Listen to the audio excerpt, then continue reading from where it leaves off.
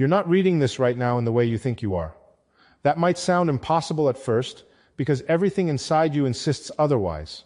Your eyes move across these words, your brain processes them, and you feel as if there is a clear, living now where all of this is happening. But physics tells a very different story. Not speculation, not philosophy. The result of decades of work in relativity and quantum theory pushed to their logical edge. What I'm about to say comes from that framework, and it leads to a conclusion that most people never hear stated clearly. The version of you that believes it is alive in this exact moment is already gone by the time it realizes it exists. And the version reading what comes next has no way of knowing it is already next in line. My name is Leonard Susskind, and what I want to explain is not a metaphor. It's what the equations of physics actually imply when we stop softening their meaning. The first thing that needs to be broken is your idea of now. Because in physics, especially after Einstein's work on relativity, there is no universal present moment. No single cosmic snapshot where everything in the universe is happening together in one shared instant. That idea feels obvious to us, but it turns out to be an assumption your brain makes, not a fact about reality. Experiments and technologies confirm this every day. GPS satellites have to correct for relativistic time differences. Particle accelerators rely on time dilation. Even high-energy cosmic rays behave in ways that assume time is not absolute. All of it points to the same conclusion. Simultaneity is not fixed. What you call now is not something the universe provides.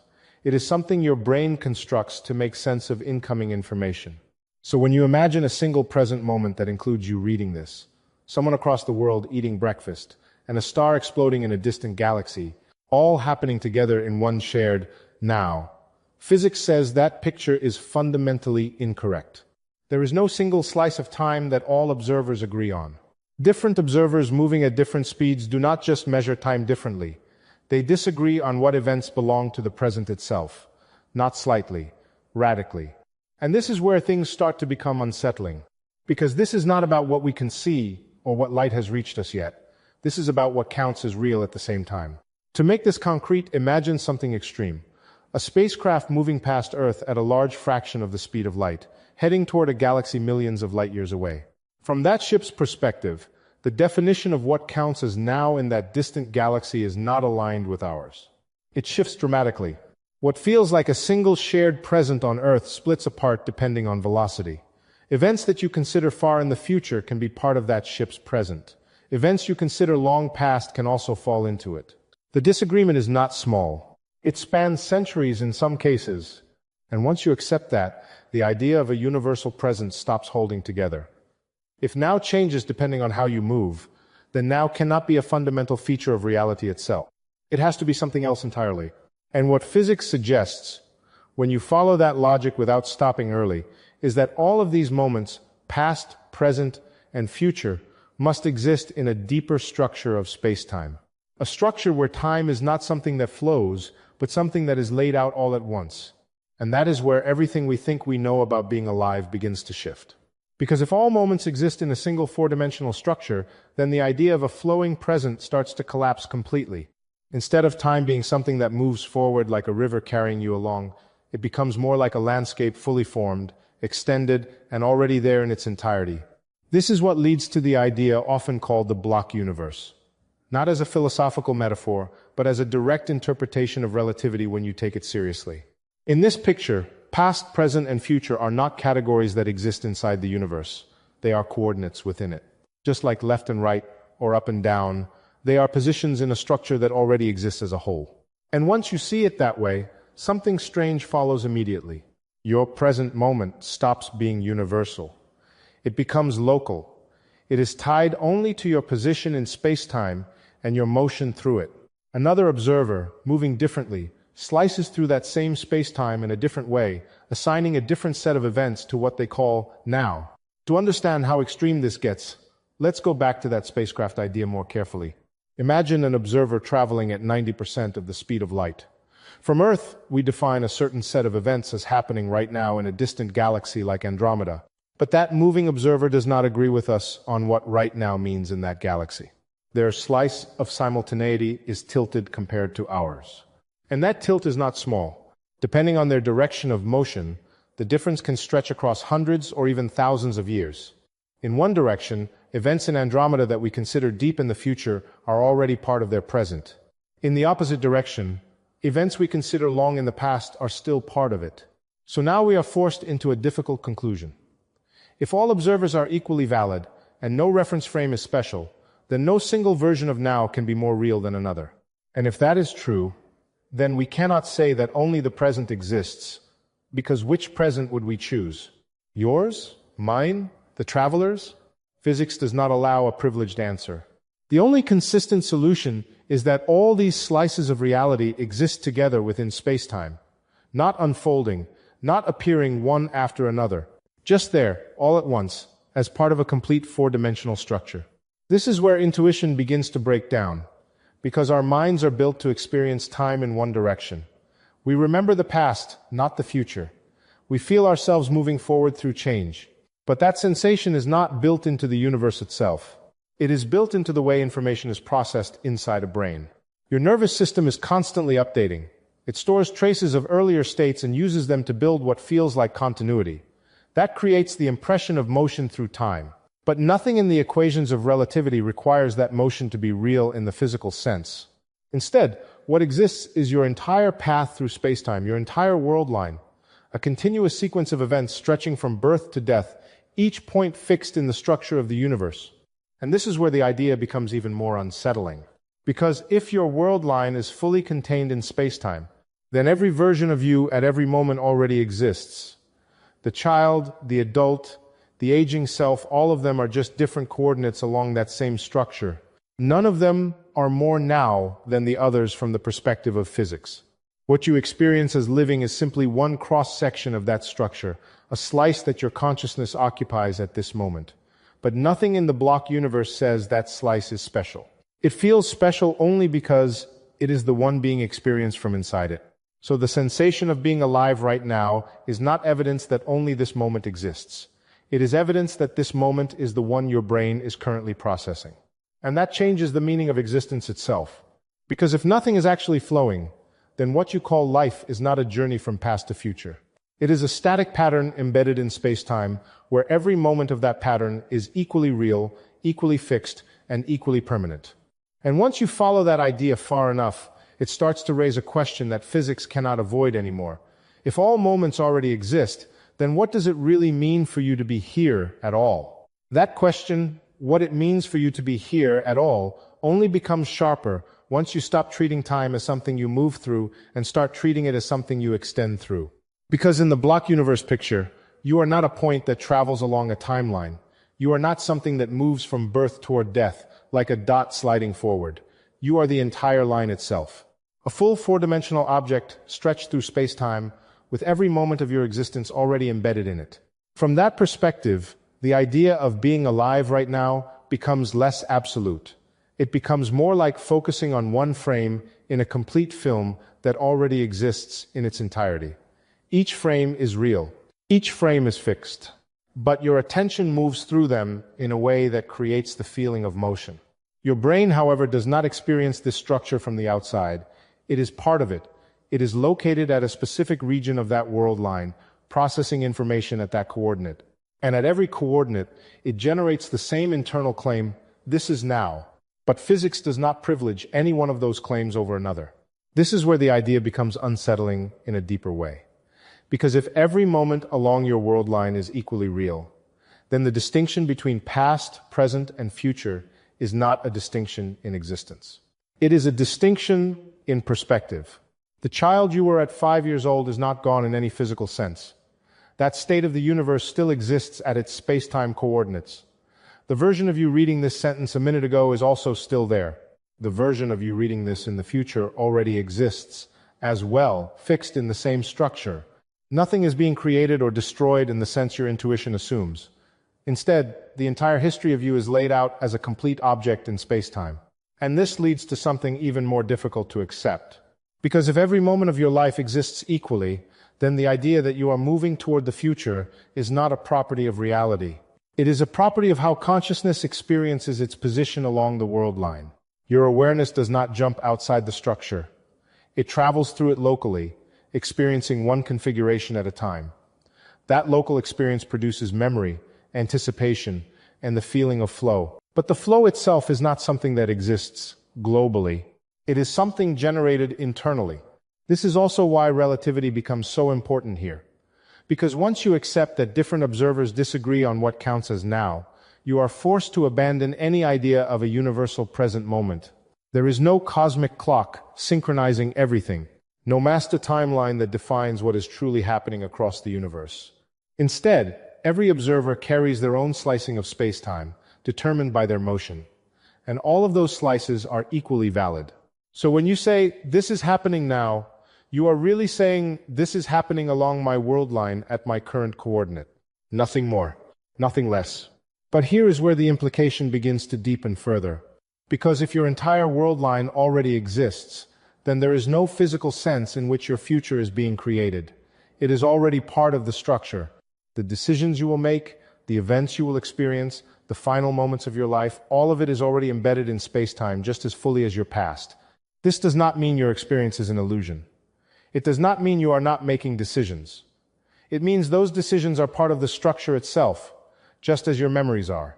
The feeling of choosing is real from within the system, but the outcome of that choice is not waiting to be generated. It is already located somewhere along your world line. And that brings us back to something deeply counterintuitive, the idea that nothing is ever truly happening in the global sense. There is only the structure and the local experience of that structure from within it. So when you ask what it means to be here, physics answers in a very specific way. It means you are a localized segment of a four-dimensional object, briefly experiencing one configuration of that object from the inside, while all other configurations remain equally real across space-time. And if that feels like it removes something essential from life, it is only because we are used to interpreting existence as something that unfolds. But in this picture, nothing unfolds. It already is. And you are not moving through it. And if you are part of it in that way, then the idea of continuing becomes more complicated than it first appears. Because continuation suggests motion through time, as if there is a present version of you that travels forward and leaves earlier versions behind. But in the structure we've been describing, nothing is being left behind, nothing is being overtaken. Every moment of your existence is already placed within space-time, complete and fixed. What we call continuity is something your consciousness constructs from inside that structure. It is the way one moment of brain activity is causally connected to the next. Each state carries traces of the previous one, and those traces form what you experience as memory. That chain of cause and effect creates the impression that you are moving forward through time. But from the outside description given by physics, there is no movement. There is only connection between fixed points. This is where the thermodynamic arrow of time becomes important. Because even though the laws of physics at a fundamental level do not prefer a direction of time, the large-scale behavior of matter does. Entropy increases. Systems evolve from ordered states to more disordered ones. That asymmetry is what allows memory to exist at all. You remember the past, not the future, because information flows in one direction due to entropy. Your brain stores records of earlier states but never later ones. That asymmetry is what produces the feeling of a now that moves forward. But again, that feeling is internal to the system. It does not imply that time itself is flowing. Instead, what is flowing is information through physical processes along your world line. Each moment of you is a physical configuration that contains within it a record of previous configurations. That is what creates the illusion of progression. And so, when you say, "I am here now," what you are really describing is a single cross-section of a much larger structure that already includes every other version of you. The child version, the present version, and the final version all exist as different slices of the same four-dimensional object. None of them are more fundamental than the others. None of them is the real you in a privileged sense. They are all you, just at different coordinates. This leads to a very uncomfortable implication when you consider what we usually call death. Because if every moment of your life exists within space-time, then the moment of your death is not an annihilation of existence. It is simply another coordinate along your world line, just like birth, just like any other moment. From within the system, that moment feels final. It feels like cessation. But from the space-time perspective, it is just a boundary point in a larger structure that already contains everything that comes before it. And importantly, that structure does not erase earlier segments. It does not rewrite them. It does not remove them. Your childhood is still there. Your current experience is still there. Your final moment is still there. All equally real in their own positions. So what you call life is not something that appears and disappears. It is a finite region of a larger object embedded in space-time. And your sense of being alive right now is tied only to the fact that you are located inside one of those regions, experiencing it from the inside. But here is where the interpretation becomes even more direct. Because if every moment of your life is already present in space-time, then the idea that you are approaching your future is no longer accurate. You are not approaching anything. You are already extended through it. The future is not ahead of you in a physical sense. It is simply another part of your structure that you have not yet experienced from the inside perspective. And that difference between existing and being experienced is where consciousness comes in. Your awareness does not span your entire world line at once. It moves locally along it, one moment at a time, generating the feeling that only one slice is real. That limitation is what creates the sensation of being a single, continuous self moving through time. But in the full physical description, there is no single moving self. There is only the entire pattern. And that pattern includes every version of you, equally real, equally fixed, equally permanent in space-time. Which means the question is no longer whether you are moving through time. The question becomes why it feels like you are, when nothing in the underlying structure actually moves at all. That question, why it feels like time is moving when nothing fundamental is moving at all, goes straight to the boundary between physics and perception. Because the uncomfortable truth is that physics does not generate the feeling of flow. Physics only describes relations between events in space-time, how one state leads to another, how one configuration is connected to the next along a world line. It gives you a static structure of relationships, not a dynamic moving present. So, where does the motion come from? It comes from the way information is processed inside a physical system like your brain. Your brain is not observing the whole structure of space-time. It is embedded inside it, updating one state after another. Each new state contains records of previous states but not future ones. That asymmetry is crucial. It is what allows a sense of sequence to emerge at all. You don't experience your entire life at once because your nervous system is built to process information locally, step by step. Each moment integrates input from the immediate past, builds a model of reality, and projects expectations forward. Then it updates again. And again. That loop of updating is what creates the illusion of motion through time. But from the outside perspective of physics, nothing is looping in a global sense. All of those brain states, every version of you experiencing now, already exist as fixed points along your world line. The sequence is only a sequence from the inside. From the outside, it is a complete structure. This is where the thermodynamic arrow of time becomes essential again, because without entropy increasing, none of this would work. Memory would not form. Records of earlier states would not persist. The brain would not be able to distinguish past from future. Entropy is what makes the past special. It is why information about earlier configurations survives in a stable way, while information about future configurations does not. That asymmetry is what your sense of time is built on. But again, that asymmetry is physical, not metaphysical.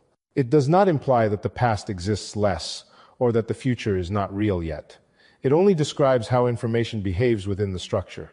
And that brings us back to the block universe picture, where every moment is equally real. In that picture, your entire life is already present as a complete object. Every thought you will ever have is already located somewhere along your world line.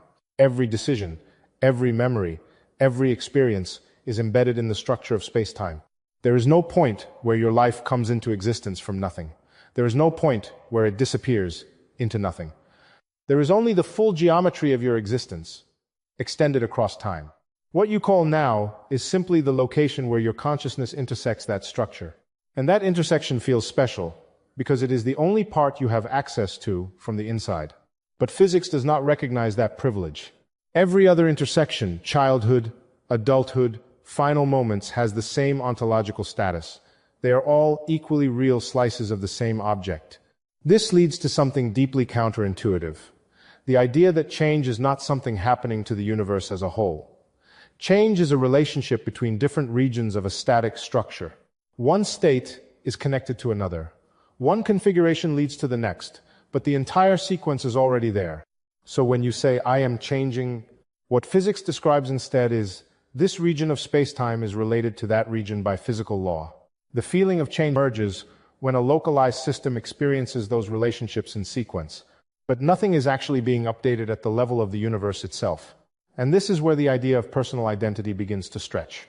Because if every moment of your life is just a slice of a larger structure, then the you that feels continuous is not a single object moving through time. It is a series of connected states, each one giving rise to the next, each one containing a memory of the previous. There is no extra entity behind those states, no hidden observer outside the sequence, just the sequence itself. And yet, from the inside, it feels undeniably like there is someone experiencing it all. That is the paradox. Physics gives you a complete static structure. Experience gives you motion through it. And neither description is wrong. They are simply operating at different levels of explanation. One describes what exists. The other describes how it feels to be a localized part of what exists. And when you hold both of those ideas at once, the question of being alive right now stops being about a special moment in time. That brings us to the final and most difficult step of this idea, because once you accept that the universe is a complete space-time structure, the question of life stops being about duration and starts being about definition. If every moment of your existence already exists within that structure, then life is not something that begins and ends in the way we usually imagine. It is not a temporary flame that appears, burns, and disappears into nothing. It is a finite region of space-time with a specific shape, a specific pattern of physical processes unfolding across coordinates. Birth is simply one boundary of that region. Death is the other. But between those boundaries lies the full structure of what you are. And crucially, nothing about that structure requires it to be active in a global sense. It does not need to be unfolding for it to be real. It is real in the same way a complete geometric object is real, fully specified, fully present, independent of whether anything is moving through it. What we call consciousness, then, is not something hovering above this structure. It is what it feels like from inside one of its slices. Each point along your world line corresponds to a physical brain state. Each brain state produces the experience of being now, because that is how information processing works at that location. There is no central version of you overseeing the whole thing, no master observer outside space-time, only local perspectives embedded within it. And each of those perspectives is equally valid within its own coordinates.